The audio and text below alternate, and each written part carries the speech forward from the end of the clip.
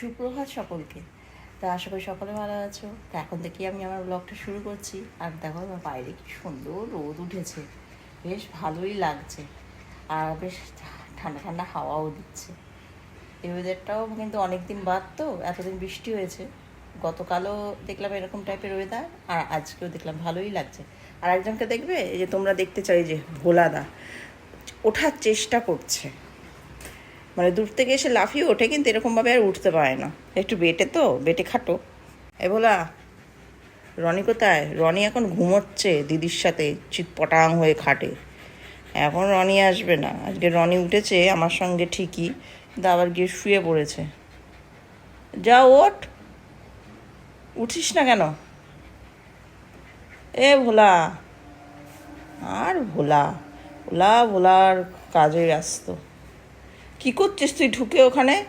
আর ছোট তো, যেখানে সেখানে ঢুকে যায়। যেমন রনি কি খাটের তলায় ঢুকতে পারে না ঠিক মতো, আর এ টুকটুক করে ঢুকে চলে যায়। ছোটোখাটো বেটে চলে আয়।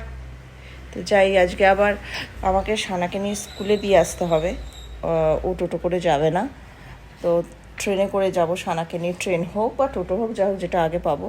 তো আমি রান্না বসিয়ে দিয়েছি, ভাত আর ডালটা করে ওকে খাইয়ে পাঠিয়ে দেবো, তারপরে দেখা যাবে পরে কি হয়। আজকে শুক্রবার, আজকে আমাদের নিরামিষই। আর একজন কোথায়? তোর ভাই কোথায়? নিজে কি করছে?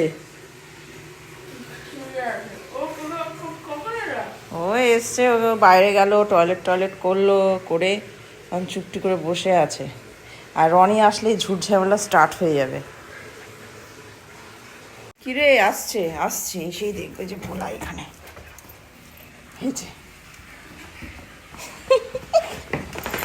আজকে ভোলা এখানে এসে বসে আছে, তোর থেকে আগে উঠেছে, বুঝেছিস?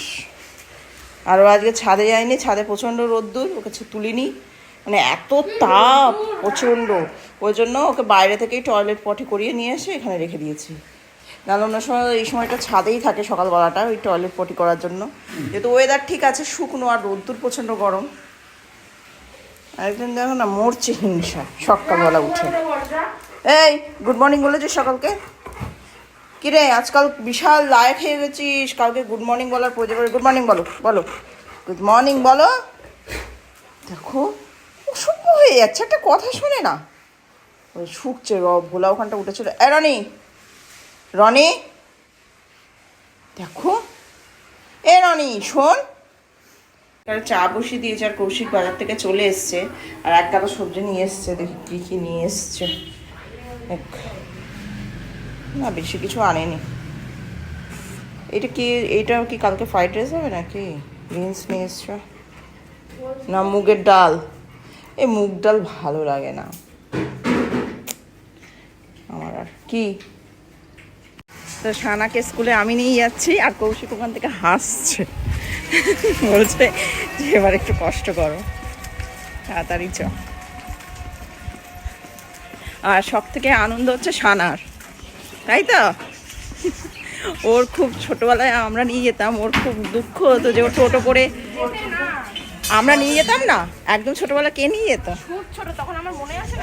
যাই হোক, তো ওইটাই ওর দুঃখ, যে আমরা নিয়ে গেলে ও বেশি খুশি, খুব কম। ওই জন্য ওর খুব আনন্দ আমি ওকে নিয়ে যাচ্ছি। তো তাড়াতাড়ি যাই, তাহলে আবার ট্রেন পাবো না। সানাকে স্কুলে দিয়ে তারপরে ট্রেনে চেপে পড়েছে ব্যান্ডেল থেকে। আর খুব তাড়াতাড়ি আজকে ট্রেনটা পেয়ে গেছি। জাস্ট 3 মিনিট আগে আমি স্টেশনে নেমেছি, আর তখনই অ্যানাউন্স করেছে যে 3 মিনিটের মধ্যেই ছাড়বে। তো তাড়াতাড়ি করে এসে ট্রেনে উঠে পড়েছে, আর পেয়েও গেছি, বেশিক্ষণ ওয়েট করতে হয়নি। এমনকি সানা স্কুল থেকে বেরিয়ে যে অটোও সঙ্গে সঙ্গে পেয়ে গেছে, একটু দাঁড়াতে হয়নি। যাক, আজকে তাড়াতাড়ি পৌঁছে যাবো, নাহলে এই বসে থাকা না প্ল্যাটফর্মের ওপর, আর মানে ট্রেনের মধ্যে ওই 10-15 মিনিট ওয়েট করা খুব বিরক্তিকর। তো আর বেশিক্ষণ লাগবে না, 2-3 মিনিটের মধ্যে পৌঁছে যাবে। তো বাড়ি চলে এসেছি। বাবা কি রোদ, সাংঘাতিক। ওই দেখ, বুঝতে পারিনি, জানো তো। এবার আর কিছু করবে না, এবার শুকে নেবে। ও দরজা দেওয়া। আর বাবা তো কই? ছোট বাবা তো কই? এই তো বাবাটা, বাবাকে ডাক। বল দরজা খুলে দাও, মাম্মাম এসছে। এ না তোমার ছেলের মাংস মেটে। চল চলো। কি আমি কাউকে ধরিনি, হ্যাঁ দিদিকে দিতে গেছিলাম। চলো। কি আরম্ভ করেছে এই ভোলা আর রনি মিলে। রনি তো হিংসায় জ্বলে পুড়ে মরছে ভোলাকে দেখে।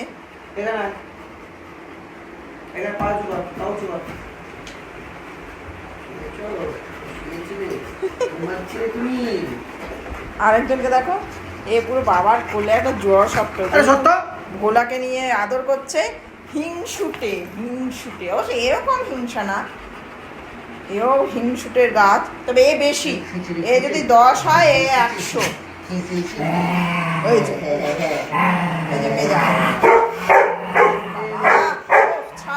রনি দৌড়াচ্ছে, হচ্ছে ওর দিদি চলে এসছে।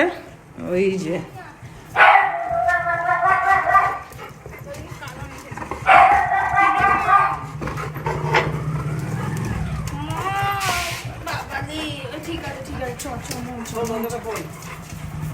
এইমাত্র আমার পড়ানো হলো, এখন প্রায় 8:30 বাজে। তো কৌশিকের আমি একটুখানি বেরোচ্ছে, একটু দরকার আছে, আর একটু ছোলার ডালও নিয়ে আসবো, করবো ময়দা ছোলার ডাল। তা এগুলো আনতে যাচ্ছি, সানা বাড়িতে রয়েছে। এই দিদিকে দেখবি, আমি আসছি। ঘরের ভেতরটা কি বহুত গরম, বাইরেটা বেশ ঠান্ডা ঠান্ডা আছে।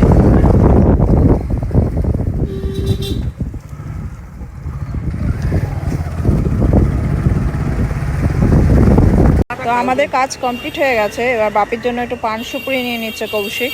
কিছু নেবে সানার জন্য? কিছু নেবে কি গো? সানার জন্য কিছু নেবে বলছিল, কিছু নিয়ে যেতে। চোকোপাই টোকোপাই নিয়ে নাও, বাউলি বা চোকোপাই। আমরা বাড়ি চলে এসেছি। প্রথমে রনি চলে এসছে, ফুসফুস করছে। রনি আগে এসছে, ফুসফুস করছে। চল চল, দিদিকে দেখেছিস? এত ঠাকুরদাদা এসছে? এখনো আসেনি, কোথায় গেছে? বলেও যায়নি কাদের বাড়িতে গেছে দেখো। হয়তো পিসিমার বাড়িতে গেছে, খেয়ে দে না আসে, 9:30 বাজে। এখানে ছোলার ডাল হচ্ছে। তুই বলেছিস তাই? এখানে কি আমি অনেকদিন ছোলার ডাল লুচি খাইনি, ওই জন্য আমার খেতে ইচ্ছা করছে। আর ময়দা এখানে মাখা, গরম গরম আগে হলে আমাকে আগে দেবে। ঠিক আছে, করতে হোক, তারপরে ওকে। এই যে লুচি ভাজছে, আগে বাবারটা প্যাক করে দিই, তারপর তোকে দিচ্ছি। ঠিক আছে ঠিক আছে। বাবার এর খাওয়া কমপ্লিট, সব কমপ্লিট, তাও এখানে বসে আছে। কি একে যে বলবা, লেজ নাড়াবি না তুই বদমাইশ। তোর এখন কি দরকার এখানে রনি?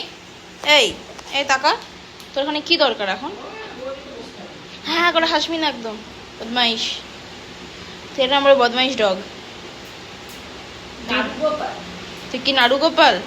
আরেকজন কি নাম যেন দিয়েছে, আরেকটা নাম কি আমি ভুলে গেছি। আমি লিখে রেখেছো? দুটো নাম লিখে রেখেছি আমি বাদ বাকিগুলো পুরো এক জায়গায় করে লিখতে হবে সব। এটা আমি কালকে সময় পেয়ে করবো লঞ্চি, ঠিক আছে? তো সানাকে খেতে দিয়ে দিয়েছি। গরম আসতে, ভেপারটা হাতে লাগলে হাত পুড়ে যায় বাবা। আমি ছেড়ে দেবো? আস্তে খা, আস্তে খা। দেখ খেয়ে দেখ তোর পছন্দ মতো হয়েছে কিনা। আমি আজকে হিং দিইনি।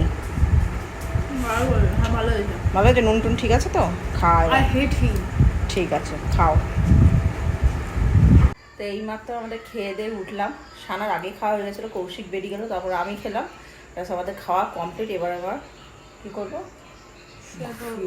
আমার আজকে আর ইচ্ছা করছে না পড়তে, একদম চিটপটাম। আসলে কালকে ছুটি আছে। সকালবেলা উঠি তো, 6টায় উঠেছি। আর তারপর থেকে না আমি কোনোদিনই হ্যাঁ মাথা হেলাতে পারি না, কোনো দিনই, একটা দিনও না। কিছু না কিছু কাজ থাকেই।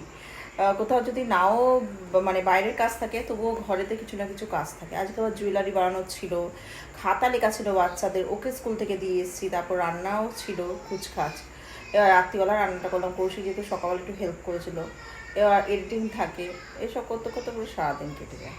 তো তোমাদেরকে একটা জিনিস বারে বার মানে মাঝে মাঝেই বলবো ভাবি, আর বলা হয়ে ওঠে না আর কি। সেটা হচ্ছে, সেই দীঘা গেছিলাম বেড়াতে, তোমরা সকলেই দেখেছো। তো তখন আমি বলছিলাম যে দীঘায় ঘুরতে যাবো, হ্যাঁ যাই হোক, কিন্তু থাকবো না। আর বলেছিলাম যারা পেট আছে যাদের, অবশ্যই তারা অন্তত দীঘায় থেকো না। তার কারণ হচ্ছে, আমি আমার অভিজ্ঞতাটা বলছি, দীঘায় যে কটা হোটেল আছে পেট ফ্রেন্ডলি হোটেল, সব কটার রেঞ্জ হচ্ছে 4.5, 5, 5.5, 6, এমনকি 10,000 এরকম সব দাম রেট, মানে একদিনের। তার সঙ্গে কোনোটা ব্রেকফাস্ট ইনক্লুড আছে, কোনোটাই নেই। আর আমরা এরকম অনেকই হোটেল দেখেছিলাম, প্রচুর দেখেছিলাম, প্রচুর, 2 আমরা ঘন্টা অনেক ধরে কটা, দেখেছি। গেছিলাম হোটেলে, গিয়ে দেখেছি, কিন্তু একদিনের জন্য মানে 5,000 রুপিস দিয়ে একটা হোটেলে থাকা আমার মনে হয় না কোনো। আর একটা যেটার জন্য আমি বলছি, তার থেকে মন্দারমণি 1000 গুণ ভালো। হ্যাঁ, পেট ফ্রেন্ডলি হোটেল মানে কি, মানে হচ্ছে জায়গা থাকবে, ওরা পটি করতে তো আর রাস্তায় যাবে না, একটা গ্রাউন্ড থাকবে, একটা স্পেস থাকবে, ব্যালকনি থাকবে, এটাই হয় পেট ফ্রেন্ডলি মানে। এরকম ধরে, কিন্তু অবজেকশন করবে না। হ্যাঁ, মানে তুমি যেমন ইচ্ছা হবে, সারাক্ষণ ওরা ঘুরে বেড়ায়, এটাই অরিজিনাল পেট ফ্রেন্ডলি হোটেল যেটা হয়। হ্যাঁ, কিন্তু দীঘায় এরকম ধরনের আমি দেখলাম না। অত রেঞ্জ, কিন্তু ভেতরে কোনো গ্রাউন্ড নেই, কোনো কিচ্ছু নেই, জাস্ট আর কি বিল্ডিং খাড়া করে দিয়েছে, ভেতরে একটা ছোট্ট সুইমিং পুল, ব্যাস। এবার কুকুরটা বা আমার যাদের পেটস আছে, সে কোথায় পটিটা করবে, মাথায়? বলো তো, এগুলো মানে অদ্ভুত। আর এইদিকে রেঞ্জ দেখো, পেট ফ্রেন্ডলি মানে এত রেঞ্জ, মানে অস্বাভাবিক, অবাস্তব জিনিস। তার থেকে আমি বলবো মন্দারমণি থাকো, রিল্যাক্স, কত সুন্দর শান্ত নিরিবিলি, যথেষ্ট জায়গা, কেউ কিছু বলার নেই। তো দীঘায় এমনি ঘুরতে যাও, ঘুরে টুরে তোমরা থাকো হচ্ছে মন্দারমণি। যাদের পেটস আছে, আমি তাদের কথা বলছি, তারা মন্দারমণি, কারণ মন্দারমণিতে 2,000 থেকে আরম্ভ করে একদম 10,000-এরও পেটস ফ্রেন্ডলি হোটেল আছে, কিন্তু তাদের স্পেস আছে, জায়গা আছে। দীঘাতে থাকতে গিয়েও বলছে, বাট পেটের সমস্যা, প্রচুর সমস্যা। কেন কি আমরা যে কটা হোটেল দেখেছি, খুব কম সীমিত হোটেল দেখলাম যেখানে পেট ফ্রেন্ডলি, আর 2-3টে পেট ফ্রেন্ডলি দেখেছি সেখানে গ্রাউন্ড ওয়াট, বাট ওখানে প্রাইস চাই 10,000 রুপিস, যেটা আমার মনে হয় না একদিন দুদিনের জন্য থাকা মানে মন্দারমণিতে টোটাল 36 খানা পেট ফ্রেন্ডলি হোটেল আছে। 36, মানে চিন্তার বাইরে, কিন্তু প্রচুর। তো একটুখানি খুঁজলেই পেয়ে যাবে, গুগল আছে, কিন্তু দাম কিন্তু যথেষ্ট কম। আমি বলবো দীঘার থেকে, আমি রাত থেকে মানে মন্দারমণিটা বেস্ট। আমার ফাঁকা সামনে, মানে যাদের পেট আছে তারা খুব আনন্দ, পেটগুলো অন্তত আনন্দ পাবে, সি বিচেও ঘুরতে পারবে, কোনো ঝুটঝামলা নেই, কেউ কিছু বলার নেই, টোকা নেই, কুকুরে এই করেছে ওই করেছে, সব কিছু। কুকুর বেড়াল সবই, মানে কোনো সমস্যা হবে না তাদের। সত্যি, আমি তো মানে মন্দারমণিতে গিয়ে, এর আগেও গেছি, আমরা গেছিলাম যেইবার রনির 1 বছর বয়স ছিল, তখন সোনার বাংলায় ছিলাম, কিন্তু এইবারে না সোনার বাংলা পেট ফ্রেন্ডলিটা বন্ধ করে দিয়েছে।